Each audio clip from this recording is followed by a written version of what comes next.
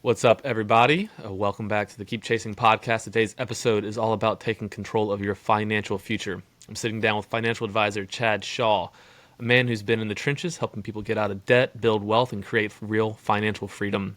Whether you're an entrepreneur, an athlete, or just someone who wants to build a lasting legacy, this episode will light a fire under you. Chad's been through the ups and downs himself, and he's not just spitting theory, he's living it. So grab your notebook because today's conversation might just change the way you think about money forever. Thank you so much, Chad, for coming on the podcast, man. Of course. Great to be with you. Looking forward to it. Absolutely. Yeah. So tell me a little bit about yourself. You're a financial advisor, but I know that's very surface level. So tell me Yeah. everything about who you are right now. Yeah. So, father, husband, Christian, business owner, financial advisor, son, all of it. How Got my long have hands you been full. yeah, you absolutely do. How long have you Yeah. been a financial advisor? A little over 16 years now. So I started Wow. I think I first started getting my licenses like end of '08, early '09. And then I think my first contract was in '09. So interesting time to start a financial services business, by the way. Yeah, because that's when the dot-com bubble popped, right? Yeah, the Great Recession there, and it was ended up being a blessing in disguise, but it was an interesting time to start for sure. Yeah, what was it like starting in during? You say it's a blessing in disguise. Yeah, What was it like starting in that era? Because that was like I, I was really young. During 2009. Let's see, I really wasn't that young. I mean, I was 15, 16 years yeah, old, something like that. yeah. No, I was 13. I was 13. Math's hard for me. I'm a physicist, but math's hard. I was 13 years old, so I didn't really understand really what was going on then.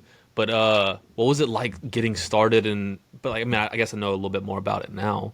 What was Yeah. it like getting started whenever the stock market's like tanked and people are having trouble buying houses? Like, what was that like? Yeah, so I think it was probably less stressful for me because I didn't have an existing book that would have been very compressed at that point in time. You know, if you were, say, 3 to 5 years in and you had started to gain some investment accounts and things and a market correction happened, that could very well be a kiss of death for some folks. But what was interesting about it, so I got my first licenses and started right before my senior year in college on an internship contract, and I was literally so I was in Rochester, New York at the time at this school that I was going to, and I had this epiphany. I was like, okay, I'm a finance major, and I was never a finance major because I thought I would do this. I was a finance major because I wanted to be business owner, entrepreneur, but I had two pretty big problems. One, I didn't have a business idea. Two, I didn't have any money. So I was like, I gotta find a job. I gotta go make some money and do that at least until I figure out what I want to be when I grow up, right? So I said, I just need to find an internship or a job. So I was literally going around this little town looking for spending money, internships, job while I'm at school. And I was like, oh, I couldn't even get calls back. It was like Home Depot. And I went into this, Edward Jones office that was there. And they're like, yeah, maybe we can get you something, filing papers, doing, whatever. Never heard back. Family Video, which, jokes on them. I'm still around and they're not, or maybe they are, but, like there was nothing. So I found, found this internship, applied, and, started right away there in that summer of 2009. But the reason I say it was interesting was because you're calling people when all this is going on and the world is seemingly in flames, and a lot of people are like, why are you calling me? I don't have anybody. Nobody has money.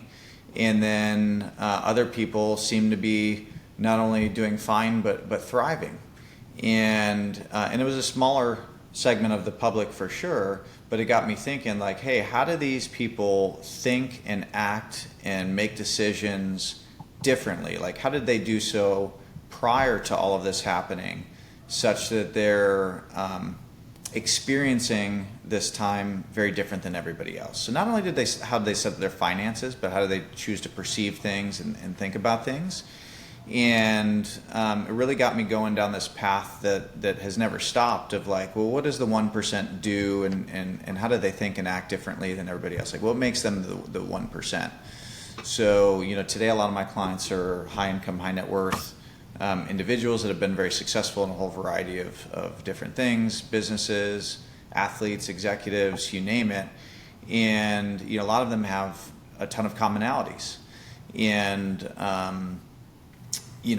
very early on, again, I'm grateful that I met some people that had done well while most of the world was not doing well, because you can kind of see, what's happening. And it's like the old Warren Buffett quote, you figure out who's swimming naked when the tide goes out, and the tide was out. And, you pick up on certain things. That's really intriguing. You brought up something that I really want to explore, and that's you started realizing that there were some people during this recession who were fine. They weren't stressed out. They weren't scared. And you called them like the 1%. What? First off, they were okay because of the work they had done prior. They were ready for the recession before it came. But what's some of the commonalities in people, the overlapping characteristics you've seen in extremely successful people financially? Great question, and I don't know that I'll be able to cover all of them, but a couple stand out. So one is, I think that stress is created when somebody's experiences are different than their expectations. So I would say that a lot of successful people in business and life expect that there are going to be speed bumps along the way. So we'll pick on markets as an example, and there was a market correction during that time frame. If somebody enters into an investment relationship and expect the market to go up every single year, well, that's completely out of your control. And the way that I would say it is, these folks were focusing on the controllables, not the things that they couldn't control.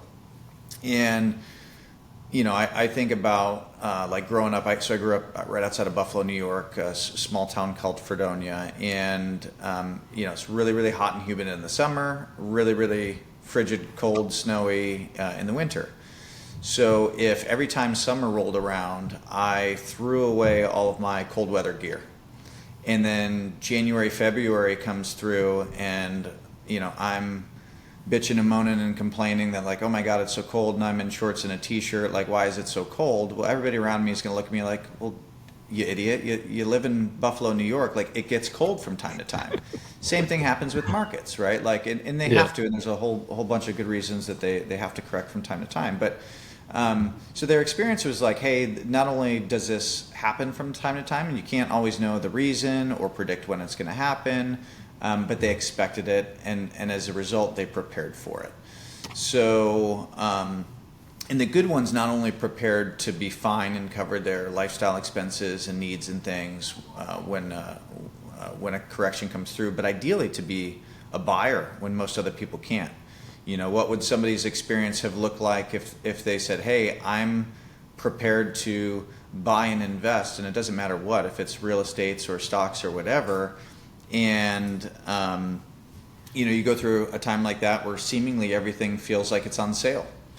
If the market halved, which it pretty much halved in 08, 09, and somebody had cash on hand that they didn't need to fulfill their personal and business needs, they're going to have a different experience than somebody who's maybe, I would say, not overextended themselves, but we use that for lack of a better phrase at the moment. But somebody who's maybe stretched it a little bit thin, doesn't have the reserves that's there, doesn't have a game plan for what am I going to do when things don't go my way. And that might be, I mean, from my experience or my opinion, that might not mean that they're broke by any means, but maybe cash poor, where you have assets that just aren't liquid, and even if they were liquid like stocks, you don't want to sell them at that point. You want to be in a position to be able to inject free cash into the market and take an opportunity that's kind of arisen, but you have to be prepared for that opportunity to strike, which is that's a hard thing for to sometimes be in that position to be able to jump. Um, but there's also the psychology behind trying to jump into the market when it's down. We know, like, if you ask anybody like what's the best way to make money in the market, it's okay. Well, buy when stocks are low, sell when they're high. I mean, that's kind of just like anyone would say, like, that's how you make money, right? It's much more nuanced than that, absolutely. But there's a psychology behind it where people don't want to buy when the market's down. They're terrified. Yeah. Why? Yeah, I think if you have a discussion with somebody when the skies are blue and the birds are chirping and it's everything is great, that's the response that you get is like, oh yeah, I know you buy low, you sell high, and I've got an iron stomach, I can do that, and then life happens, right? I Yeah. think famed philosopher Mike Tyson said that everybody's got a plan until they get punched in the mouth, right? So when that happens, then you see people's actions go the other way. And going back, so I was a finance major, as I mentioned, not because I thought I was going to do this, but and people will sometimes ask me like, oh, like what did you study? Do I need to do that to get into that? I would actually have probably studied psychology first and had a minor in finance initially, because more of what I do is figuring out how people think and make decisions and helping them to make thoughtful decisions rather than like the mechanics of different ideas and strategies. But you're exactly right. So think of this as there's two extremes that you have to help people and ourselves. We have to balance, right. On one end, on the high end, you have greed. So when things are really, really good, so take like 2020 was a perfect example of both of these, right? So for the first half, you had COVID, and then the other side of the extreme is fear. So COVID's happening, and then the theme, if you turned on the TV, was the end is near, this time is different, the world is imploding, we're all done. That didn't happen, and then things started to bounce back, at least as it related to markets. And then the second half of 2020, everybody became an overnight investing genius, Redditor, buying stocks, everything's going to the moon. So the first half is helping people battle fear. The second half was helping people battle greed, right? Like, which if you go to even back to biblical principles and things like, you don't have to look far to find that neither of those are good. So Right. I think when people get a little too greedy is what I'll say, and like, hey, things are always going to go up, things are always going to be good, I can exhaust the cash coffers, I can put all these dollars into places that have more volatility or illiquidity or things along those lines. It's not a matter of if, it's a when, and sometimes it takes different shapes and forms. It could be geopolitical risk, it could be a natural disaster, it could be a global pandemic, it could be housing crisis, it could be, who knows what the next flavor will be. But like, something's going to happen.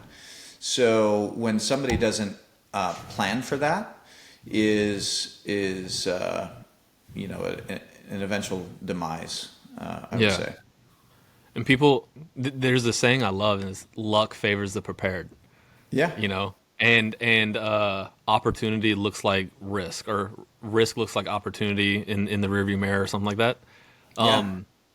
And the emotions wrapped up in finance is like, it's an interesting one, because the emotion behind it almost causes people to throw out all rationality and logic in their decision making. Mm-hmm.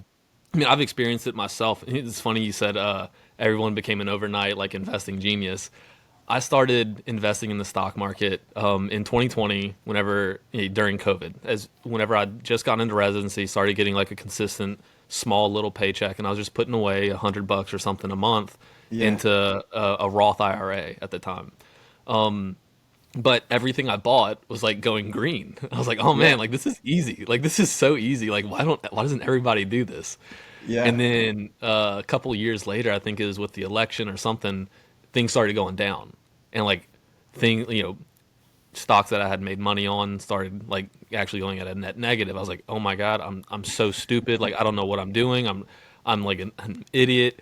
And like it was the first time I'd ever been through both of these things where like I Yeah. was overconfident. It's funny, like the less experience you have, the more confidence you have in it and like how good you are at it. Yeah. And I started like realizing the psychology behind all of it. And as time goes on, I've gotten a little bit better at what I do, of course. And like I've seen some swings, especially like what was it? Back in February, we Yeah. had like a 12% drop. Yeah. For first part of the year. It was sad because that was right around when taxes were due too. Yeah. But having that experience of the past, I was like, okay, like I kind of I at least understand what's happening now, and I wasn't nearly as scared. I did text Byron then. I was like, hey Yeah. man, what's your thoughts on like what's going on? He's like, dude, tale as old as time. Like, don't go anywhere. If you have anything extra, push it in. And so Yeah. that's exactly what I ended up doing. Then was paid all my taxes first, and then whatever was left over, I just pushed it in. But yeah, man, it's such a interesting thing in how the psychology plays into the emotion plays into the decision making. And so you probably, I mean, as much as telling people where to put their money is how to be emotionally resilient with it. Yeah. For sure. There's, I've been saying this for years, and sooner or later I'll have to do it. But someday I'll write a book, or at least inspire the writing of a book, and really talk about the two sides, right? So in financial planning, you've got the math and the science part of it, of like how things work and yield and expenses and standard deviation and volatility and all these different things. And in truth be told, like that's the easy part. There's so much great research and software and technology and everything out there to where you can put together a very thoughtful financial plan if people truly didn't have any biases that optimizes their outcomes. And that's the easy part, right? So like if everybody, and I've never really spent much time watching Star Trek, but I'm told Spock didn't have like, just made decisions with logic, right? So if everybody was completely logical, this would be so easy. And then you have the human dynamic and how people think about it and their preconceived notions and their biases. And there's a lot of what I have to do that appeases those things and help people unpack stuff, maybe dismantle beliefs that just aren't true, right? Or they just heard it along the way, whether it's from parents, grandparents, coworkers, their mailman, who knows. And behavior gets in the way. So if I was teaching a sixth grade class, and they said, okay, how to help us have more at the end of the day and be successful with our planning, there are three things that stand out to me, and it's not even close. Number one is for sure behavior. So behavior, what's encompassed under that is, are they saving the amount of money that they need to save to do these other things? Are they balancing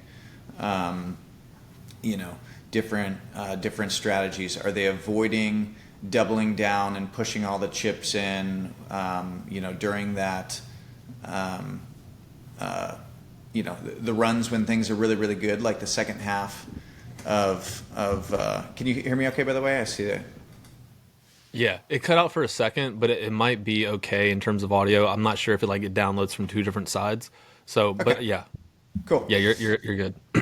So, from the behavior side of things, a lot of it is, again, helping people make thoughtful choices and not make those big mistakes, right? Don't bail out when the market's down. Don't try to double down when things are up and going really, really good. And there's some cool studies that are out there. I think there's a company, Dalbar, that does a study, and what they look at is they'll look at the average fund return over an extended period of time, and then they look at the average investor return that's using those funds, and it's always underneath under what the funds themselves got. So said another way, people are underperforming the own assets that they own by a pretty significant margin. And the only logical conclusion is it's their decision making process, right? Like if they just left it alone, they'd get those fund returns, whatever they are. whereas they're making decisions of when to get in, when to get out, and again, proven that it's not happening. But back to my three, number one would be behavior. And I think of myself as almost a behavior coach of sorts, and some Yeah. people need guidance in that ways more than others, for sure. And so the behavior piece, number two, would be their long-term asset allocation. So their balance of like growth-oriented stuff versus safer stuff is a good example. And then number three would be attention to drag in their plan. So fees, expenses, commissions, taxes. Spoiler, taxes tends to be the greatest assassin of those. But you'll notice what's not on my list is like investment selection or fund selection or market timing. And there's again an overwhelming amount of evidence that's out there that suggests that it's maybe not impossible, but very, very improbable to be able to do that repeatedly over an extended period of time. It's really interesting. Yeah, it's really interesting that you just said that because I was reading The Intelligent Investor. Mm-hmm. And it's the newer version that's got the commentary from Jason Zweig after each chapter that was originally written. And the chapter I was reading this morning, it says it's got a list of questions to ask your financial advisor. Funny enough, I'm interviewing you today, and one of the things it says to look out for is a financial advisor who tells you that they can time the market, or they can we have these specific we're better at picking stocks, or it's like the things that you're listing is the things that they're like, hey, look out for these things. And it's because it's really hard to beat the market. Is that fair to say? Yeah, it's not only that, but I think that because again, it's interesting, right? It's cocktail party talk where some of the stuff that's in the media or on the news, and they're talking about this stock versus that stock, where's the market going, what's happening, is interesting to talk to. It's sexy, but this idea or thought of like I need to beat the market, or I need to outperform my neighbor's portfolio, or I need to do these other things like that's not the goal, right? If somebody could beat the market over an extended period of time, but they paid no attention to what their income needs are and didn't save the right amount of money to get there, if you don't save the right amount of money and you beat the market, but you still can't live the life that you want in your retirement distribution years, or leave the legacy that you want at the end of the day, did we really accomplish the goal? No. So it's my suggestion would be start with what is it that we're truly trying to accomplish. And there's a colleague of ours that uses this as an example, and I think it's a good story. He's like, every year millions of people go into Home Depot looking for quarter-inch drill bits, and he's like, what they want is not to own a quarter-inch drill bit, right? Maybe there's a drill bit collector out there somewhere, and that'll reach out to me after this and yell at me for this, but like nobody wants to own a quarter-inch drill bit. What they want is a quarter-inch hole. So when somebody comes to me and like, I want this stock or this performance or this type of account or whatever it may be, it's like, okay, well, let's set that aside for a second. What is it you're hoping that's going to do for you? And let's start with that. And then if we can, help design a strategy to get there predictably, and do so ideally with the least amount of angst and stress along the way is great. Because if you had two strategies and they both resulted in the same outcome, and one was a peaceful, blissful life and living along the way, and the other one was stress and anxiety, maybe every third or fourth year, and their success and happiness was determined by whatever was on the news that day. And I said, you can pick either one, and just know that in both scenarios you end up accomplishing all your goals and doing the things that you want to do. But how do you want to live? How do you want to be? I don't know anybody that picks the stress and anxiety route, but I think some people, again, unknowingly, and it's not intentional, just naturally select that route by the way that they approach their planning and success. Something that you said in there, people don't really care about owning the drill bit. They want the quarter-inch hole. Mm-hmm. It reminded me of something else that I recently heard.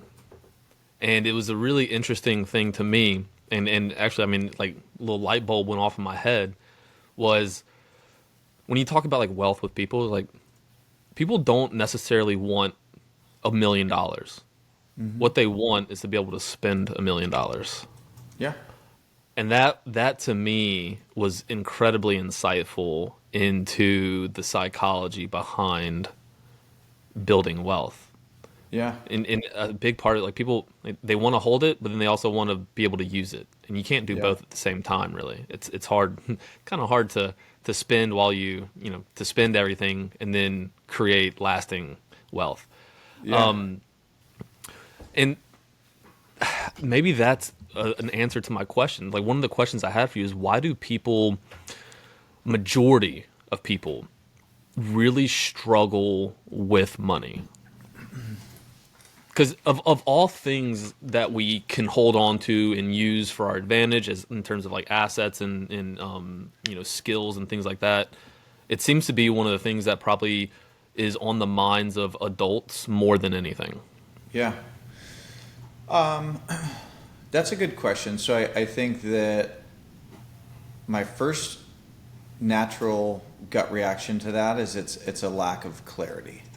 So I routinely come across folks that have stuff but not a plan, right? There's not a lot of intentionality around what am I doing and why. So people may be oversaving or overspending unknowingly. And again, if you get somebody that has all the money in the world, but they don't have their health, they don't have relationships, they don't have spiritual connection, they don't have, all these other things that are really going to enhance their meaning and experience of life. I think they'd trade it in a heartbeat, for some of those things.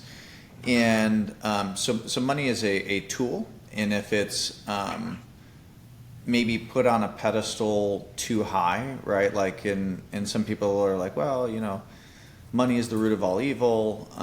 It's from a biblical standpoint, it's the love or the yeah the love of money is the root of all evil, Yeah. right? Putting that Yes. is above and beyond everything else. Money's a tool. It's a resource. So I think if people have, number one, the appropriate relationship with it would be one of those things. But when you get somebody who aimlessly goes through life and they're perhaps spending too much in their lifestyle, imagine they're spending 99% of what's coming in the door and saving 1%, and they're trying to then shoot the lights out and hit the next home run with whatever that is, such that they can replace and sustain their lifestyle someday. I've seen some harsh realizations later on where they're like, hey, I want to shut it off in 5-10 years, and it's like, gosh, you're going to have to save an incredible amount of money or hit the lottery in order to be able to do that. And then I see a lot of regret. So if they have clarity, would be good. I think a lot of people have what I would call the ostrich approach. They're just like throwing money at things, but they got their head in the sand, just kind of, hoping that things work out at the end of the day. And even when people are doing really, really well, I hear some will go on, incredible vacations and, be sitting there and they can't really enjoy it, or maybe they buy something or spend money on something and they can't really enjoy it because there's this question mark in the back of their head of like, hey, can I afford to do this? Where if it's done right and you go, okay, these dollars are for future you, these dollars are for today you, and you've put together a game plan to accomplish all of the things you want to do that are truly important to you in the long run, and spend with reckless abandon with these dollars that you have right now, they're able to experience more fulfillment and enjoyment out of that if they're clear. So long-winded way of saying I think it's a clarity thing, and then maybe a misappropriation of how they view dollars at the end of the day. Yeah. As you're talking about this, I'm actually like I'm almost drawing a parallel comparison between like finances and dieting. So Yeah. like there's people struggle really hard with, getting lean or staying lean, losing weight, and being in shape. And a lot of that has to do with food. And it Mm-hmm. comes from a lack of understanding and discipline. And so, like, if you understand how calories work and, like, thermodynamics, like, you burn more than you eat, you're going to lose weight. You eat less than you burn, you're going to lose weight. There's a way to optimize it in terms of carbs and fats and proteins that optimizes your Mm-hmm. body. And so to actually understand it and what's going on is like a big first step to understand everything about it and understand nutrition and vitamins and minerals and all of that stuff. Then there's the next part of having the discipline to actually be able to act in it, tracking your macros, eating healthy food, not eating crap. Mm-hmm. And then there's the psychology behind it of like, one cheat day is not going to ruin your your progress. One vacation, one buying something luxury or something nice for yourself isn't going to ruin your progress. Continued actions like that over and over again are going to ruin your progress. And there's also the side of it of like a lot of us, and especially like myself as like a past wrestler, cutting weight and like having it's in my past history having an unhealthy relationship with food. It's Mm-hmm. like on those cheat days, I struggled really bad with it. Like I was Yeah. like, oh man, did I ruin my progress? Like I shouldn't have done that. I need to go run and I need to work more so I can make more money. I need to go run more so I can have like burn more calories or whatever it Yeah. is. It's a very interesting parallel there. A lot of the same disciplines in psychology play into that. For That's sure. kind of as you're talking about it, I'm thinking about these things. I kind of had a conversation similar to this with a friend of mine recently, Yeah. because he saw me eating desserts every single day. He's like, dude, how are you not fat? I was like, well, you didn't see the other 4 meals of my day, like egg whites and sourdough bread and chicken and sweet potatoes. And then Yeah. at night, I'm okay. And it's fine. It works. You But got it. Yeah. yeah, This gym that I go to out here, I've been going for probably 7 or 8 years now. But when I first met them, they're like, "Hey, we've got um, not only trainers, but we've got doctor, chiropractor, nutritionist, program designer, trainer, like all under one roof." And I was like, "That makes sense to me." That's felt to me like the health version of what I do on the financial side.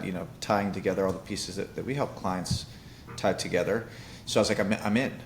And I've done like some fitness competitions and things with them over the years, but and I have this conversation with some of the coaches and things over there from time to time. I'm like, it's pretty simple, right? Like from a health standpoint, if you could only give somebody like 3 or 4 things that really matter the most, and I don't know if you know the name Jim Rohn, Rohn, was like I think a predecessor to a Tony Robbins type person, but he's got some great stuff that's out there that really influenced me. Even though I think by the time I learned about him, he had already passed away. But one of the things he talks about is his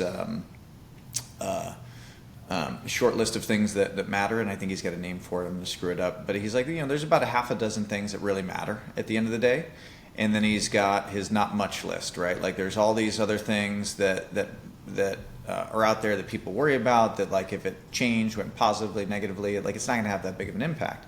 But from a health standpoint, and to your point, it's like if you move more, watch what you eat, be thoughtful about what you put in your body, and you exercise, lift some weights.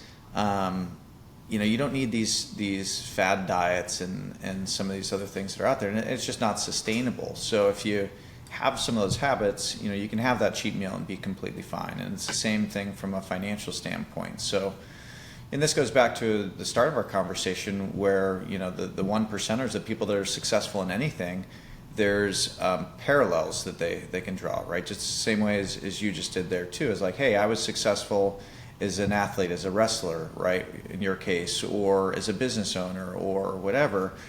And anybody that's successful at anything, it might be they've got vision, they're okay with delayed gratification, there's a certain amount of drive that comes into it, there's some grit, right? Maybe there's a level of faith that everything's figure outable, and we can pivot and move, and you take that and you can translate it. So when I meet somebody who's been successful at something else and we're talking through these principles on the planning side, most of them get it. Maybe there's some teaching on specific concepts and ideas and things, but the big picture principles, like, okay, that makes sense. yeah. I love that. Like I find athletics. I was grown on athletics. It was pushed almost more than school, and just like those same principles that I learned there applied. They ended up applying whenever I was in college trying to get a physics degree. They applied later in life with business. They just work. It's like the simple things, and trying to learn, understand, and then just apply and just keep learning and gathering data. Now, I want to take a little trip back, Yeah. more into your background. Yeah. Now, you said you went to school and got an MBA because you wanted to be a business owner and an entrepreneur. What was it that drew you to like entrepreneurship whenever you were younger? Yeah. Well, for point of clarification, no MBA for me, just bachelor's. But I was a finance Yeah. major. Yeah. Okay. So Yeah. I Yeah. got designations and all sorts of stuff after the fact. But so when I was maybe 13, my dad gave me a copy of Rich Dad Poor Dad, and like I really liked a lot of Robert Kiyosaki's original stuff. I think that he's got a little bit off the deep end for me on some of the stuff that he talks about today, but nonetheless, like my dad had just read it and was like, "Hey, this is great, read it," and it just made sense to me, and I loved it. So my parents were still are entrepreneurs. They've got a real estate brokerage in my teeny tiny hometown. Like my high school mascot is literally a hillbilly, if that gives you an idea of where I grew up. But so they had done great for our hometown, right? Built this business from scratch. Dad was door knocking. He was at a steel mill prior to. Mom had a hair salon when I was younger. Closed that down to go join dad in business, and they did great, right? And I saw some of that, and they both grew up relatively poor, right? Like I know my mom would tell stories of as a young girl, all of her belongings, like all of her clothes, fit in one dresser drawer, and to see them level up, and my sister and I had a very nice upbringing. We had, I say, like everything that we needed and some of what we wanted, and there was certainly an element of like, okay, you want that new bike or that PlayStation or whatever it is, like what are you going to do to earn it? And I'm very grateful that that's how I was raised. So I was mowing lawns and working and washing cars and shoveling snow and doing whatever it is you could to save money there. So I was just kind of wired that way, like entrepreneurial as I was younger, and just always gravitated towards. So I read that book when I was maybe 13, and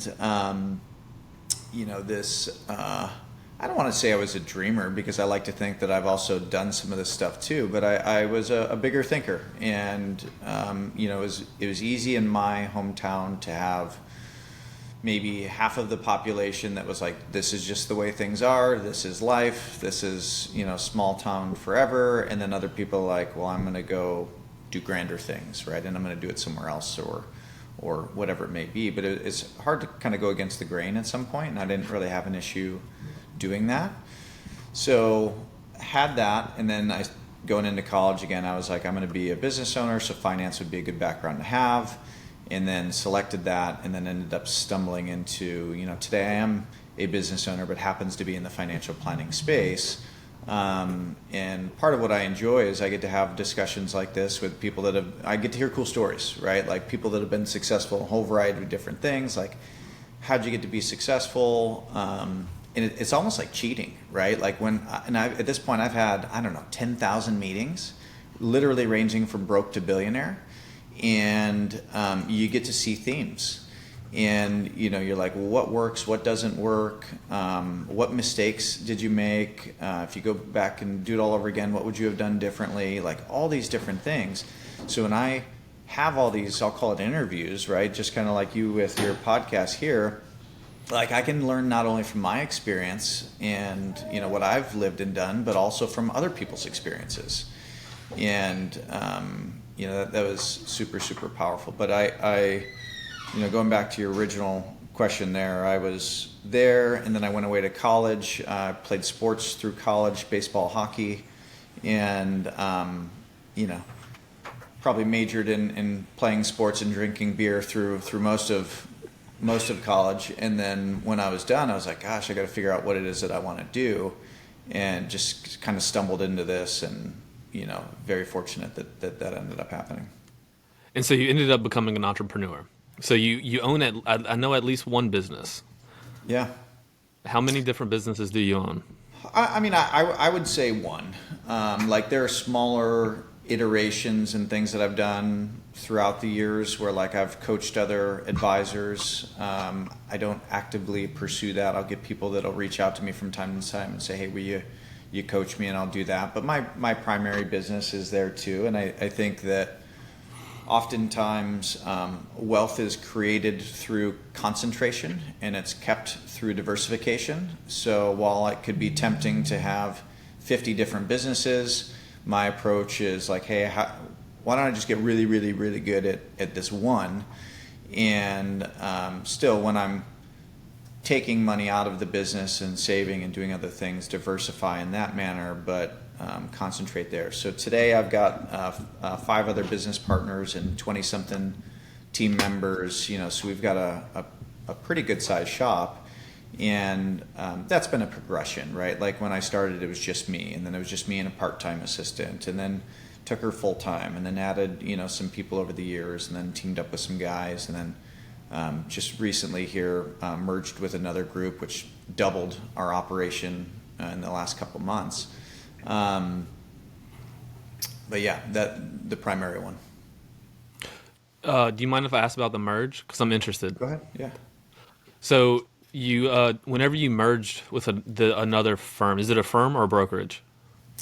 So it was another team that was literally guys I've known for a decade plus. Their offices were next to ours. Their staff was there. So it was I would call it a strategic merger. So they had some complementing skill sets, some things that were a little advanced of their practice of where we were, and then vice versa. We had some things that were advanced of where they were. And these were some of our best friends and trusted relationship. And we just kind of came together and said, hey, you guys are building what you're building, we're building what we're building. Does it make sense for us to get together? I'll do it together and then have some fun along the way. Whenever you merged, did you end up buying part of their business? Did y'all do an equity swap? Like, how did that work? Yeah, good question. So it's kind of a unique structure, and this has changed dramatically from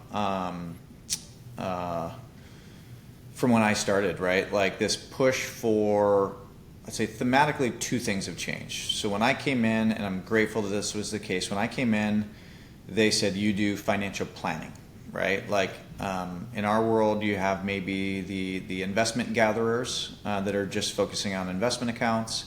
You have the widget salespeople that are just pushing insurances, annuities, retirement plans, whatever it may be. And then you have the planners, the people that are putting together the blueprints and the roadmaps and charging for that, and then saying, go implement on your own. We have all 3 in-house today. And so I'm grateful that the push in the industry was on comprehensive, thoughtful planning initially, which wasn't always the case and in terms of the firm that I'm at. And then the second thing is this push towards teams. So a lot of it used to be the 60-something-year-old, white-haired, financial advisor veteran with one support staff, and then someday they hang it up and retire, and then the clients are left going, well, what's next, right? You don't have a business continuation plan or any success that's there. So part of our reason for existing as a firm and vision of it is to be a multi-generational wealth planning firm, right? If you find people that have done really, really well and they're not going to spend it all, and they say, I want this to have an impact on my kids and grandkids and charity and organizations and my business, I want it all to live on past me. Well, instead of having each generation have to start and stop and re-explain everything and go through whatever, like what if there was a firm that existed that could just help facilitate that, and then also is going to be constantly backfilling advisors that will be there to help the next generation, right? Because if I'm 36 today, I'll be 37 in a couple weeks, but like someday, like my clients' kids aren't going to want me because they're going to be like, you're not going to be here for forever, right? Either because you retired or you're just going to meet your maker someday. So they're going to want somebody that's maybe more age appropriate, whatever. But if we have everybody have shared philosophies and strategies and principles, and we can really hone in on the planning, then that next wave of, and that's the hard part, is making that all consistent. But then the next wave of advisors that are there, and we've already built out and are continuing to build out Gen 2, they'll be there. So the way that we're structured now is the primary entity, so my 5 other business partners all merged their books in and have company and shares in the company. I elected to not do that initially, so partner in the business, and my arrangement is more of an expense sharing arrangement currently. And part of that decision, without getting too much into it, and I'm happy to, but I'm trying to think of a way to explain this in a useful manner. But part of it was a bet on myself, right? Because if you go in as a company and you set your ownership shares and percentage now, the only way that can adjust down the road is you have to buy the shares, right? So if I wanted a higher ownership percentage or somebody leaves, you buy more shares. And a lot of the initial value is determined by the value of your existing book of business. So my percentage would have been, whatever my percentage would have been, and that would have been fixed. I am very confident that, I've got a ton of growth ahead. So I will end up in the same equity structure with them at some point. When that year is, we don't quite know yet. But and they wanted me to do it, and there's a ton of merit to it, and I'm going to do it at some point. But I think what I'm going to continue doing for the foreseeable future is just building and growing, and my hope is to have an outpaced growth curve, such that whenever it is that I enter with a higher ownership percentage. And I hope that I'm wrong, right? Like if I go out and I kick ass, and I come in and I'm at the same or lower ownership percentage, would be the best thing ever, because that means they've kicked ass even more than me. You know what I mean? And yeah. What a wonderful thing. But usually you have in a arrangement like this, it's the senior advisors, the 10,000-pound gorilla who's got all these mega relationships and bringing in a ton of assets and doing these other things, and in this case that's. I'm confident enough in what I'm going to do that, and maybe this is just my ego, getting in the way, but that I'm going to be, at the top or close to it from a business growth standpoint.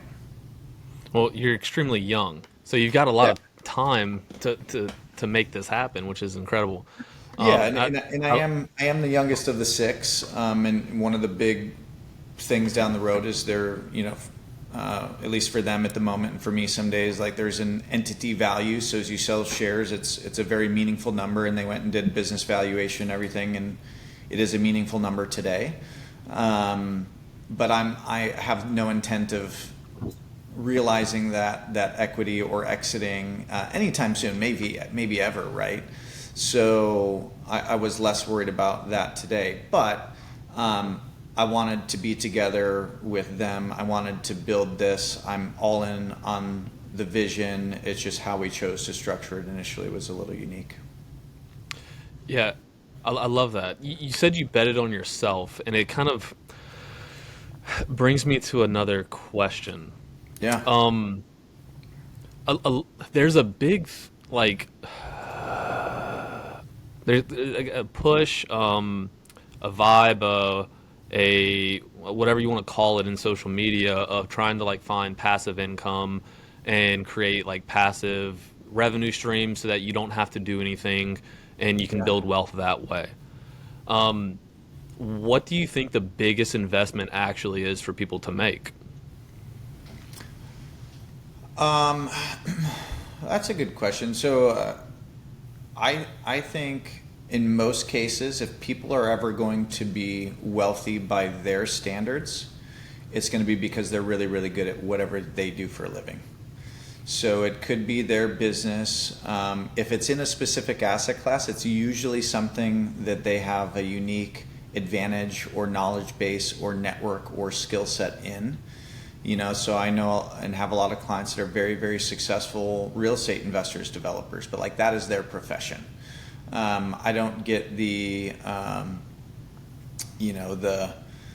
school teacher who invests 5% of their income in passive real estate, has nothing to do with it, and then all of a sudden it balloons and they end up a gazillionaires. So it's usually concentration again in whatever it is that they're good at. But again, that's also can be a slippery slope. So, for some people, and I'll pick on business owners, I'll get people that are like, hey, everything that I have is tied to my business. It's like, okay, that's great. And obviously you've been very successful with that. What is your exit strategy, right? At least as you can see it today. Do you want to sell this business someday? Do you want to leave it to your kids? Do you want to leave it to your employees? But I think more importantly is like, do you, with a business, if they need every nickel of business entity value, like how can you help reduce the pressure for what you need to get for your business? So, and I'm going to make these numbers up, but let's just say that I determine somebody needs $10 million to do all the things they want to do for the rest of their life, and their business is worth $10 million. If they can find a way to accumulate $5 million between now and whenever they sell their business, well, they only need half of whatever the business is worth on the way out. So if they want to pass the business on to their kids, they don't want to have to charge their kids top dollar in most cases, right? Unless they don't really like their kids. But they don't want to have to charge their kids top dollar. They want the business to go on and succeed. They want to do all these other things.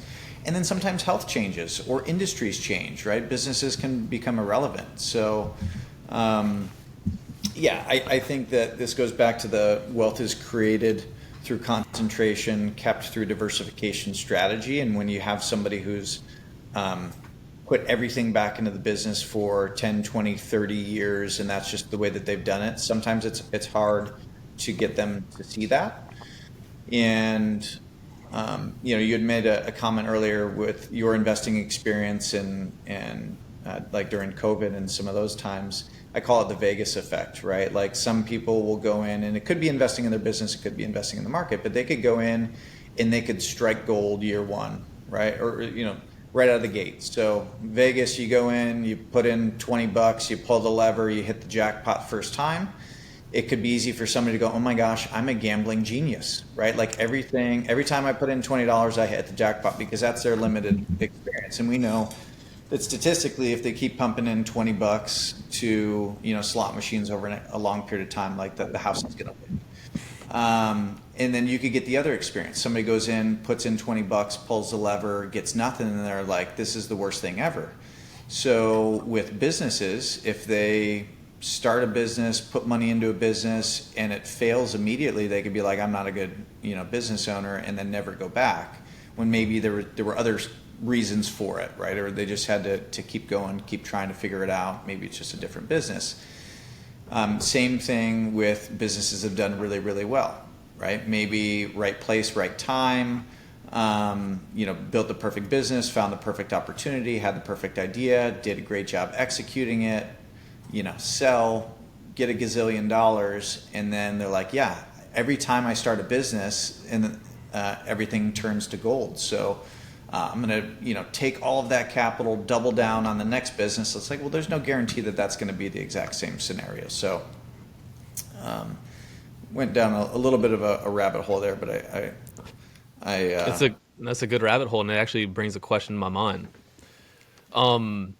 Do you see any clients that you ever work with, or just people in general, after they've like spent 20, 30 years building a business and making that big exit and getting that huge payday, and then they don't go do anything else after, they don't pursue anything?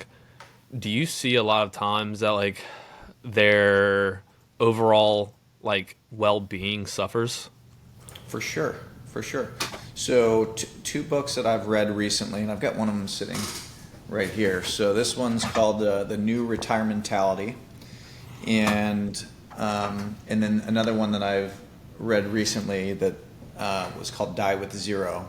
And both of them come at this topic, I think, in two different ways. But if I was to summarize it, I think that if people do that, they still need to find some sense of purpose and meaning. And sometimes they do a really thoughtful job of, hey, if I sell my business, I get, life-changing money, and they know what they're going to do, and they're going to find some sense of purpose after the fact. It works out really, really well. And other times they're like, I'm going to golf 8 days a week, and I'm going to sit on 8 charity boards, and I'm going to, do all these other things. And it's just, maybe there's a sugar rush for the first year or two where they're like, hey, I've been, strapped to the desk in the office for however long. This is fantastic. It feels like they're on vacation. And then they go, gosh, what am I going to do? So, and I don't know if this was a phrase that was in one of those, or if this was just something that occurred to me. I'm sure it wasn't. I'm sure I'm stealing this from somebody. But this idea and concept of like, you got to have at all times your future be brighter than your present or your past. So if you sell your business, get that life-changing money, and you're really, really excited, and you have some sense of purpose in what you're going to do in the future, you can live a very long, successful, fulfilling, happy retirement life, we'll call that. If it's just like, hey, I have all the money in the world, and it's going to be aimless, I think that's a real challenge for folks, and that kind of comes back to like our money is just a resource. So once that box is checked, and you're like, okay, money box is checked, cool. Now what? It's not always there for people to figure out. Yeah, I think there's always got to be something you've got to be like chasing after. Some sort of something that gives you purpose. Mm-hmm. I've always explained to like a goal and a purpose are like the rudder and the sails to your ship. And if you don't have either of those things, and you're just living life for like hedonistic pleasures, food, relaxation, TV, video game, like whatever it is, that's not contributing to anything outside of yourself, you're just like this ship just floating at sea, and you're directionless, aimless, and that's a real dangerous place to be.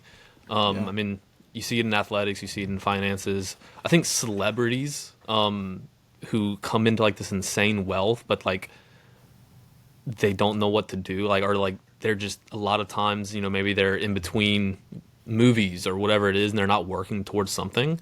Yeah. Like they seem to have some of like the toughest lives. And you'd think like, oh man, you got like you're set, like you have security, like all these things. Like, how are you not just on top of the world, happy all the time? And like I could totally see how like that could be extremely depressing. Like, what am I actually working for anymore? And Absolutely. So like there's this idea in all of us, I bet, that one day I'm gonna retire, I'm gonna have a nest egg that I can live off of comfortably forever, and I can just kick my feet up in the sand and have margaritas till I die. And I don't think that's a good mindset to have. Mm-hmm. I think it leads to a hollow existence for the last portion of your life, your quote unquote golden years. And like that's a dangerous thing to kind of live for. It's like to live for just yourself. And so that's interesting that you brought that up. Like that's a dangerous thing. It's a dangerous game to like want to play. And I think people miss out on like or forget about how much they'll miss some of the relationships and interaction if they're isolated, at home, or don't see coworkers or friends or things as much. And there's all sorts of research and examples out there of, and I'm going to blank on exactly where it was. I think this is a small town in Italy that has like the oldest living population, and they studied it, and they said, well, why? And what they found it was like a lot of more natural foods, less processed foods, but a big element of it that stuck with me was community. Like these folks are regularly getting together and being very social and around people. They continue to work and find purpose in doing these other things. So that community element is a big part of your mental and physical health. And, again, this is, people think of retirement like, oh, it's, what's my number? How much money do I need to have to shut it off? And yes, that is a part of the equation. But then there's all these other things of like, well, what are you going to what are you going to do? Who are you going to be around? How are you going to find that sense of purpose? And a well-curated plan, they've accounted for a lot of those things. Could you retire today and live comfortably for the rest of your life? Like, could you stop today and live comfortably? Um, Depends where. So areas of the country, yes. The way that I want to live where I live now, no. I joke with my wife every now and again, like we'll go somewhere else. Like I'll pick on my hometown, right? Like I could stop today, live in my hometown, live a very comfortable life, and be done. Um, but coming back to this question we have right now, like I wouldn't have any fulfillment from that. And part of it is even the lifestyle thing or the stuff thing, like goes back to our conversation around the love of money is the root of all evil. Like there's nothing wrong with having stuff and having nice life experiences and things, so long as that doesn't become your idol, right? That doesn't become your primary goal and objective. So for me, it's a lot of fun to say like, hey, how can I not only increase lifestyle and experience for my own direct family, my wife and my son and myself, but then also for the people that work for me and for my clients, and the ripple effect and the impact that we can have there. So to answer your question, depends where, but I wouldn't even think about it. Do you have a timeline in your mind of like when you want to shut it down? I don't think I will. Yeah. I'm just not wired that way. I think my role will morph. I could totally see a world where maybe I have handed off the relationships that I have, or a vast majority of the relationships, to next generation. And I would only do that and be comfortable doing that when I know that those other advisors and relationships within the firm are going to give those clients the same, if not better, experience than being with me. And I think this was something I struggled with a while ago, is I felt like I had to be everything to everybody. And then, I've got my right hand girl, Nikki, is awesome.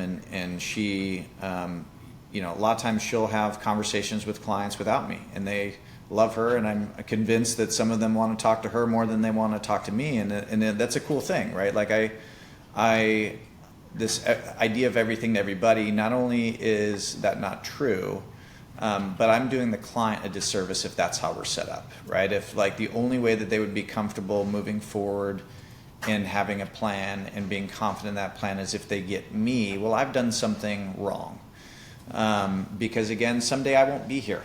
Right? Whether it's I met my maker, or I decide I want to hang it up, or whatever it may be. So this goes back to the whole quest of the firm and the next generation, everything. Like I would want them to go, gosh, we have this relationship and all of these people are exceptional. And if Chad steps away or hands off the relationship completely or does whatever, like we're still ecstatic about the relationship that we have and the plan that we have. So I could see my role morphing someday into more business owner, visionary, exclusive, and there's a component of that now certainly, but exclusive in something like that, guiding the direction of the firm and the philosophies and things that we're doing, or consulting to some degree. But I just don't know that I have it in me to sit on the beach and sip pina coladas and do nothing. Do you struggle going on vacations ever? Like being mentally checked out? No. So I'm earlier on in my career, like I would check emails at all times. I would, like had every alert known to man. So my phone is always on silent. And I turn every alert that I can turn off. Like I hate red bubbles and all these other things. But when I'm on vacation, I'm on vacation. Or when it's the weekend, it's the weekend. When it's night, it's the night. And And I don't know where I got this idea, but this was maybe like halfway into my career. So let's say, 5, 6, 7, 8 years in, I'm like, what kind of existence is this if I need to, be checking emails and responding to things at, 10 or 11 o'clock at night. And I still do occasionally, like some nights I'll have nothing else going on. I'll be watching sports or something and I'll be doing things. But, and even setting the precedent with clients and client relationships where, I don't want a world where they're like, hey, if I call you at 10:30 at night on a Friday, like you better pick up and call me back, type of thing. Because rarely is there anything that's that important. If it is, absolutely, I will be there. I'll help them with whatever it is that they need. But if that's the case, or we're talking on a Sunday, like usually if there's something that needs to be done, 99.9% of the time, there's nothing I can even do about it until a Monday, anyways. So finding this balance of like having exceptional service and, first, and then also being able to enjoy my life and live my 10 out of 10 life. If the whole reason for existing on the financial planning side is to help them, live their fullest lives, well, I need to make sure that I'm living that myself and being a good example and almost using myself as a test dummy. But so I think earlier in my career, for sure, I had a much harder time with that. And today I'm blessed to have awesome partners and an awesome team and everything set up such that the world goes round if I'm gone for, a little bit. Like we got a trip here in a little over a month and I'm able to check out, and maybe I'll check emails, every other day or something like that and see if there's anything pressing or on fire. But again, most of it is able to be handled without me, which I think is a mark of a great business, right? Like if somebody is going to sell a business, one of the first things that I would suggest them to do is like really think through, can this business run without you? Because if I'm buying your business and it needs you, you are the key player, you're the key relationships, all decisions have to go through you, and I'm going to buy it and you're going to leave that business, well, that's not really a good deal for me, right? So if somebody says, hey, like I have to check emails, I have to do things, I have to be there while I'm on vacation for 10 days, I'd suggest that they need to check the health of their business and the rest of the team. And is that a good model to have? And there are unique scenarios, of course, but not in every Absolutely. business. Yeah. You and I have talked about that a good bit as well in some of my businesses. Yeah. Because right now they're not sellable. Yeah. Now you almost, I think you look at, and correct me if I'm wrong, but you look at your business as just the way you look at money as a tool. You look at your business as a tool, and just like you say that the love of money is the root of evil, not money is the root of evil. It's almost like the same mindset you take on with your business as well. Like your business has a very set rules, boundaries that you put around it so that it doesn't control you, take away from the other foundational columns of your life, your family and your joy and your faith. And you've talked about faith quite a bit. Yeah. How does faith play into all of this with you? Again, there's so many principles that are in the Bible that I've just picked up over the years that you're like, gosh, that applies to all these other things, right? And we've talked about the love of money things, and like I have people that I know that do what I do that are attached to their phones and their emails, and it's every single day, every single hour, and the story that they tell themselves from the outside looking in is like, hey, I need to do everything, be everything to everybody, I got to be responding to emails at 11 o'clock at night. And I think they end up getting burnt out at times, right? Or their health, whether it be physical or mental, gets sacrificed from time to time, or their relationships with their family. Like, it's just as important to me to be present and exceptional in all of the areas that I have here, right? Like if I was ever too heavy on being successful as a business owner, entrepreneur, advisor, whatever it is that you want to call me, that it came at the cost of my relationship with my wife or my son, I've done something significantly wrong.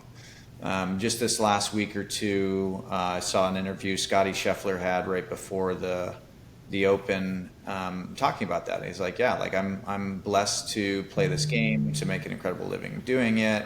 But like you win, you have, your moment of glory, and it lasts for a moment, and then you're like, well, what's the point? What's the purpose? So, yeah, the relationship that I want to have with the business is such that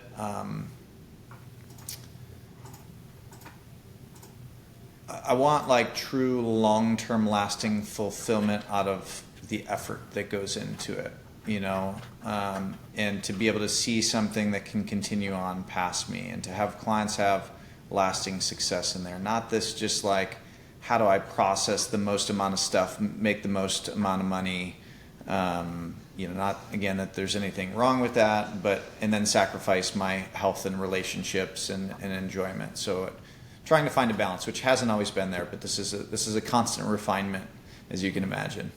Absolutely. Well, it takes a certain kind of person to try to figure out how to optimize their life for the most fulfillment, the most gratification, and continue to chase their goals while they do it. Like there's a certain pain tolerance we're all willing to tolerate for what we're willing, like what we want. And part of that's being honest with like what you're willing to tolerate and what you're willing to not tolerate as well. Are you a pretty like rigid routine person? I am. So every morning I have right here. So every morning I meditate. I got a 5-minute journal that I do. I've got this, quick daily devotional thing, book by Timothy Keller. I've got another one that's more industry specific by a gentleman, Nick Murray, that I read. So I do all 4 of those things every morning. And then I usually work out with my trainer 3 times a week. I Peloton once or twice a week. I play hockey generally once a week. I typically golf once a week, like to walk when I do.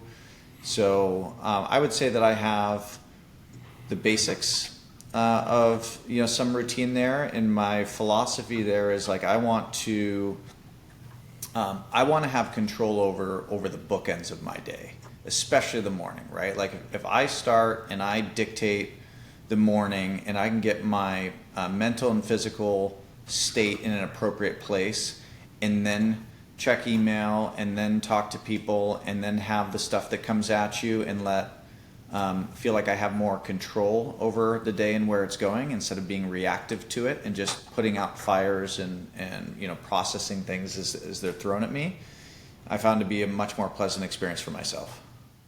What time do you wake up in the Way morning? more productive, by the way, too. So I try to get as much stuff as I can done prior to 8 a.m.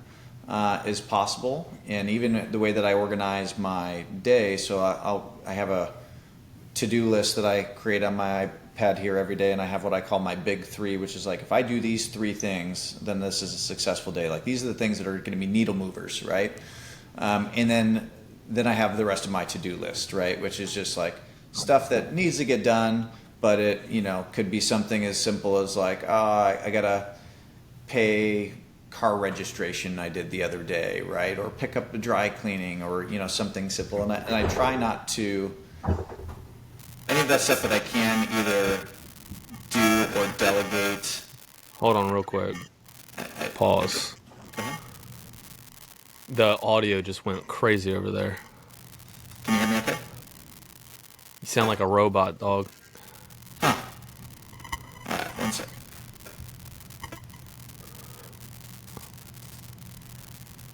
How about now? Crazy. Let's see. I wonder if it's me. Hold on. I wonder if it's me or you. I'm not sure who. How about now? No, it's still a little bit whack. Unplug your microphone and plug it back in.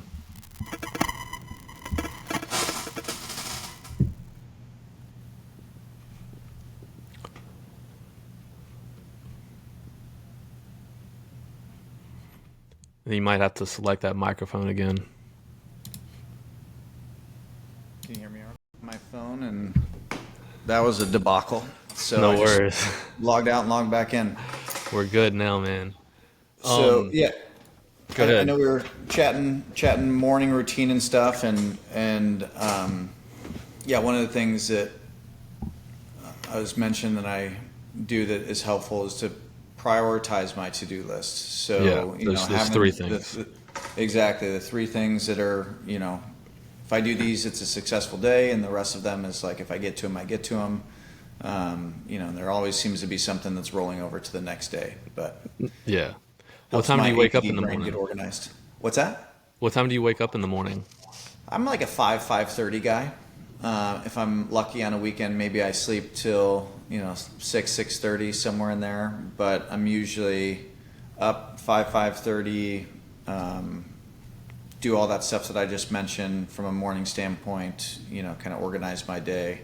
Then I'm at the gym 3 days a week, around 7 typically. Yeah. Man, I love the early mornings. You see that like pretty consistently among high performers. Now, not all high performers are like morning people. There's a lot of people who perform extremely well and they're more night owls. Mm-hmm. But it seems to be like a theme of building that momentum immediately in the morning, and it carries on throughout the day. I mean, I'm up at like 4 a.m. most days, and the first thing I do is I'm on my computer working on something. Mm-hmm. And it's the same every day, up, work, exercise, get a good meal, spend some time with the family, and then the day starts. So by like 8 o'clock, I've already worked for an hour or 90 minutes. I've already exercised. I've already eaten a good meal, spent an hour with my baby and my wife, and then the day kind of starts. And Yep. that's a great way to build a massive amount of momentum. Yeah. Yeah. I mean, the momentum thing is huge, and if somebody really wanted to turn their life, business, whatever it may be around, if they don't have a morning routine like that, it's like if you start the day strong, it tends to just carry you through and inspire you to be more effective with the rest of the things that you're going to do for the remainder of the day. Absolutely. Question for you. Have you Yeah, ever have you ever made a bad investment?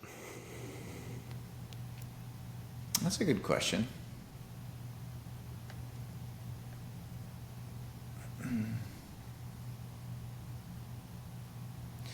So I don't know that I have like a specific holding or if the example is like a specific stock or something like that comes to mind that's there. And my approach has always been a relatively diversified one. So nothing in that category. I think earlier on in my career, some of the investment that I was making, again talking about investing in ourselves, was, what are the things that you're going to do to build the business? So you have investments in staff, and then you have marketing and software and all the other stuff too. And being in the people business, a lot of what I would do in the beginning was try to put myself in situations and environments where I was going to be around more successful people, right? Proximity. They take the old example of like, you're going to be in 5 years the average of the people that you hang out with the most. And I didn't really have a ton of like crazy successful friends starting at 21, 22, and I started my business closer to Buffalo proper. So I did things like bought a lot of custom suits in the beginning to appear older or more successful, or and I liked them, right? Or joined a country club, or bought a new car, and different things to I don't know if instill confidence is the way that I would work Hmm. of because I was doing well, but there were definitely months where like I was stretched thin, because this thing is a very inconsistent animal, especially in the beginning. There were months that I could make relatively a fair amount of money to me at the time, and there were months where nothing was coming in, but I still had bills to pay and staff to pay, whatever. So I don't know that they were bad investments or things that I did, but I think that I may have went overboard at times of like doubling down on things there too, maybe a little more mindlessly than I would approach it today. Yeah. There's that thing. I mean, there's a thing about experience where like the more you get, the more you realize what things are valuable and what things don't hold value. And some of that is like a lot of it's trial by fire, and you figure out like what works and what doesn't. And the Hmm. important thing is like you just keep kind of moving in a direction. It doesn't always have to be the right direction. If you're just getting out and investing and you don't really know what you're doing, it's not a bad thing to start dipping your toes in the water and maybe make poor investments. Hmm. But I think like the important catalyst there is like you don't, you know, you're not gambling. You're trying to learn and actually understand what's going on. And then when you make poor decisions, you just course correct and then don't make those same mistakes over and over again. Sure. If I if I had taken that first downturn in the market 5 years ago or whatever, I'm like, oh man, investing sucks. Like that's stupid. I'm dumb. I'm done. I wouldn't be sitting on what I'm sitting on today and learning what I'm learning, right now, and having those conversations with you and Byron and other, influential people, And so, yeah, I think everybody makes, silly mistakes, maybe massive mistakes, but a big part of that is like, if you've got another day tomorrow, it's an opportunity to turn a corner there. Yeah. And Yeah. so whenever, go ahead. I was just gonna say, piggybacking on that, I think the distinction is I feel like I've made cash flow mistakes. I don't know that I feel like I've made any investment mistakes. Yeah. And I'm sure that day will come. I hope it never does. But two very different things. Yeah, definitely. Um, my goal is to the way you look at it is very logical. I'm a very emotionally driven human, and I Yeah, have to recognize that flaw when it comes to the psychology behind, where I put my dollars, yeah, and learn how. I mean, I'd say I'm pretty new in the game, 5 years or so. But like, yeah, learning how to evaluate things without the emotional draw to it. And yeah. one of the things is like that I've struggled with over a long time is the get rich quick fallacy. Uh huh. You know, and a lot of that is probably because of social media or seeing people like yourself who have been in it for a really long time, and you're just catching a glimpse of where they're at now. And you're like, man, I want to be there like tomorrow. So how do I Yeah, get there tomorrow? And the only way to get there tomorrow is by freaking speculating and gambling, and that's a bad precedence to set for yourself. And so understanding like the patience that's involved in creating something that's meaningful is extremely important. yeah. Why is that get rich quick like philosophy or like fallacy? I call it a fallacy, like that get rich quick. Why is it such a big urge for people, man? Well, this just goes back to human nature, and human nature does not have us. We're not naturally wired to be successful investors. It's actually quite the opposite. So that sugar rush, that adrenaline, all the endorphins that get kicked off from like short term high yield, beat this, beat that is very appealing. For the same reason that people pour a whole bunch of dollars into slot machines and lottery tickets is the thought of like, what if? But then on the other side, it's been proven that it is in multiples more painful for people to lose money than to gain money, right? Like, even if I took the example, if you went to Vegas and you sit down at a blackjack table and you start with 10 grand and you play there all day, and you go all the way up to $20,000, and you are like, you know what, I'm going to take this 20 to 40 to 50 to whatever, and then you end up going from $20,000 all the way back down to 10,100. versus, the other, somebody, I might say, well, how would you feel about that? And they go, well, I'm, kind of disappointed. Like I should have walked away with the 20 grand. I should have been smart. I should have got out when I wanted to.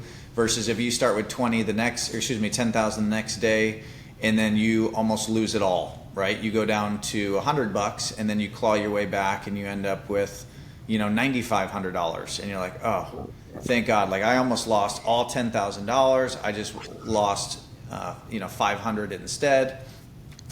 In those two scenarios, like one scenario, you made $100. In the other scenario, you lost $500. And it's like in the one that you almost lost it all, but then came back, but ended up losing some money anyways, they feel good about it. But then in the scenario where we had a lot more, and then we ended up going down from the 20 to the 10,100, we don't feel so good about that because we feel like we should have cashed in. So even with, specific holdings, it could be, real estate or stocks or whatever it is that you want to have. Like sometimes if something's done really, really well, people have a hard time being like, I want to walk away from it because they're like, this has done amazing. This feels good. I want more of that. Matter of fact, I want to double down on it. When statistics, would suggest that's the room to grow is probably less likely than if something was down. Everything has some intrinsic value in it. Most assets do, anyways. So psychology is just a weird thing to navigate. Not only personally, and that's why, even for myself, most of the stuff that I do is automated. I don't want to even let the possibility of my ego getting in the way. I don't go in and personally select individual stocks that I believe in. I take the same diversified strategy and I have my team run it under the same principles that I have everybody else's, and I have auto draft as much as possible. Because if there's two ways that you can save money, right, you can spend first and save whatever's left over, or you can save first and then whatever's left over is yours to spend. The latter is significantly more effective for most folks.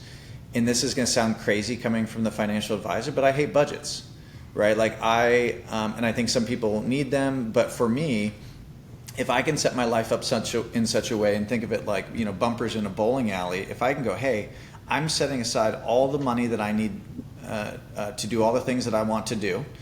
And then whatever's left over in my bank account, I can spend with reckless abandon because my big rocks have already been accounted for. Then I have a lot of clarity, and that goes back to like, if I buy something or spend something or do whatever, there's more enjoyment that's there.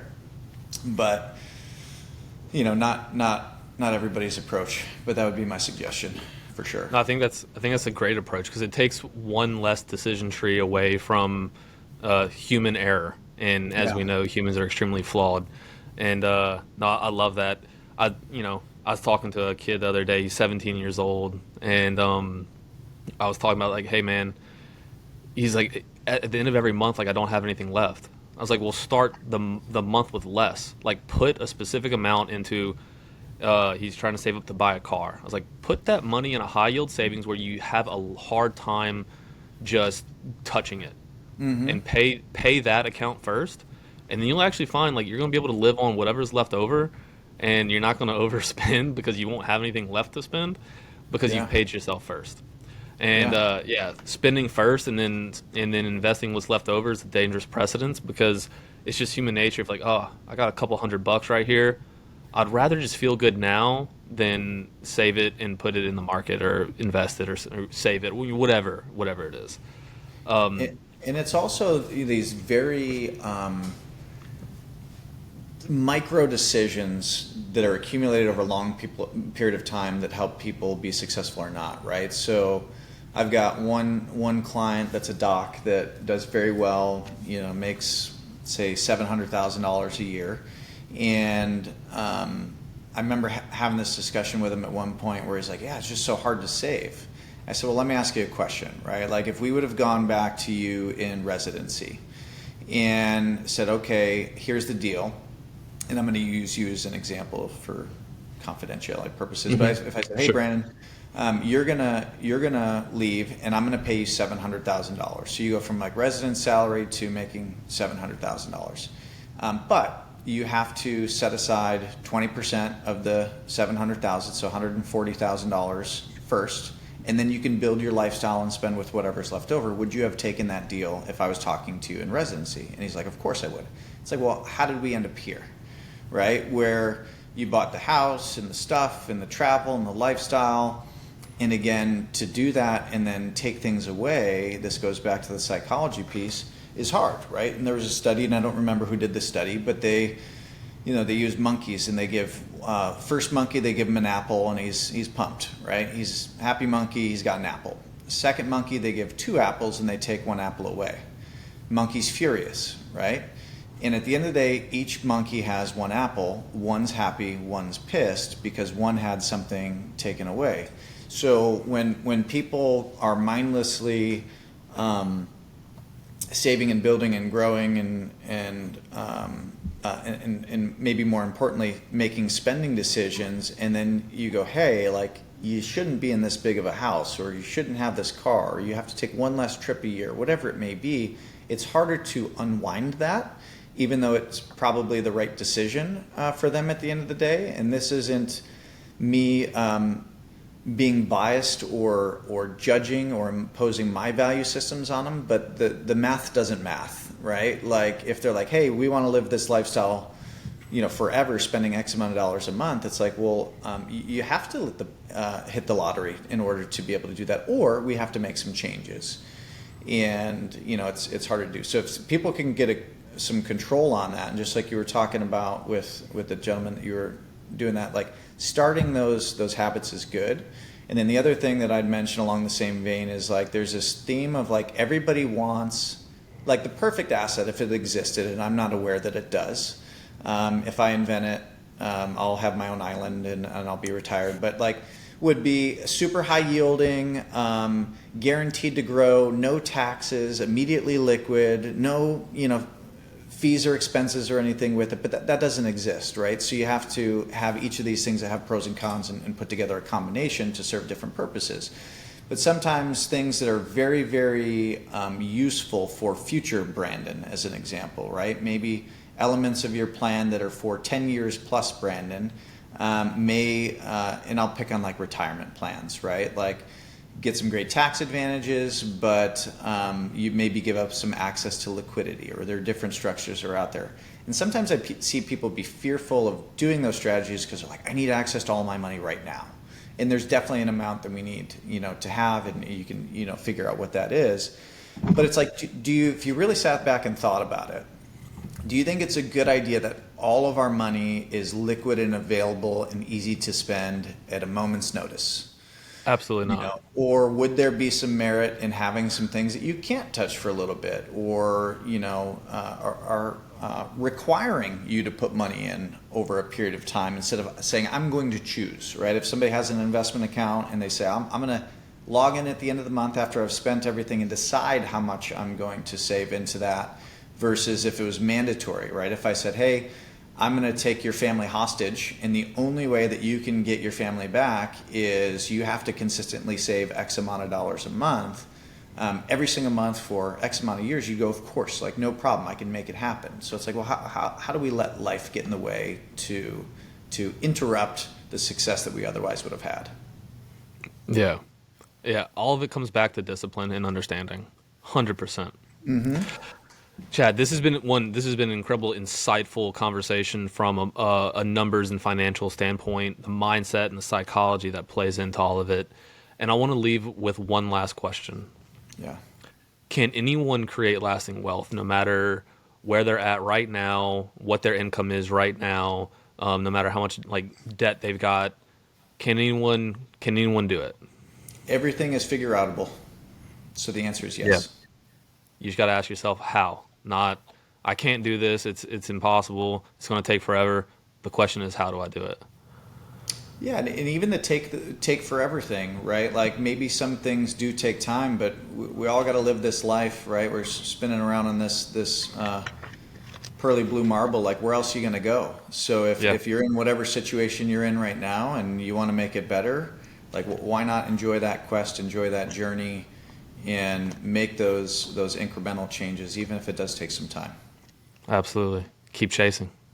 Cool. All right, Chad. Thank you so much for the You got it, brother. conversation. It was beautiful in so many ways, and thank you for joining us, my friend. Thanks for having me. I'm flattered, and I hope it's a hit. It can put you on the Yeah, map. I I was I hope was so too. listening. I was listening to. I haven't finished it yet. Byron's the other day, and I was like, shoot, I didn't know that about him. So Yeah, those are cool. I've learned a lot about everybody that I've been able to sit down with, and it's been an incredible learning experience for me. One of the things I've always struggled with is digging into people's lives Yeah. in conversation. It's typically a very small circle around me that I actually get to know really well, and learning how to to learn about people has been a really fun journey for me, and I've enjoyed it. And getting to share these stories with as many people who are listening, and I think that's the cool part about this podcast is we get to tell the story. And I think more than anything, I want to give people hope and recognize that whatever they want in life is possible and achievable. No Yep. matter what cards you've got right now, it's not your cards that you have forever. They're not stuck. They're not stationary. It's going to move. In fact, you can get worse cards tomorrow. Life is an insane journey, and so. But more than anything, I want people to realize what they're capable of and what they can achieve while they're spinning around on this shiny blue marble that's hurling through space. Yeah. No, I love it. I love the theme. I'm here for it. And as we talked a little bit about today, like that was a big part of my why. I serve some of the folks that I do is like, you have all these people that are dedicated and hardworking and committed, and you see these success stories. You're like that's the person that I want to reward, Yeah, right? That cares that much about their family and their business and whatever. That if I have a gift and a skill set where I can enhance an area of their life, those are the people that I want to do, and not the people that are like, hey, I could do something about it, but I choose not to, right? Because yeah, success is a lot of times just these simple things, take even health, like move more, eat better, watch some of the stuff. It's easy to do, but it's also easy not to do. yeah, And yeah, like, so I love it. And also it's a unique thing in my world, because when you meet people who are, let's just say, you meet somebody new, like there's always natural walls that come up of like, well, what's in it for you, right? Like, are you recommending this or doing this because there's some incentive for you? And in a perfect world, it's a perfectly mutual beneficial relationship. Like whatever the suggestions are is helping somebody is going to better their future, and it makes good business sense for me to do it as well. So that's one of the things that like I like about this career. But then also, like, when you really get into some of this stuff, and it was not as much the case in the beginning, where like people would, I don't want to say argue with me, but like, this strategy is better, or that's not how like at this point it's not up for debate. Like, I'm not asking you if this is, works this way, or it's like that is a foregone conclusion. We've got the math and the research and everything, that backs it. It's just like, what decisions does somebody want to make? So I think when you have conversations like this with people, they're like, okay, like I really get your motive behind doing some of this stuff, and they hopefully unpack why they're making the decisions that they're making, because again, yeah, I think a lot of it's just lack of clarity, like we talked about. yeah, yeah. The goal is to understand somebody else. We can understand ourselves a little bit better. You got it. You got it. Thank you, Chad. Keep You chasing, got it, bro. Have baby. a great day. Let's see ya.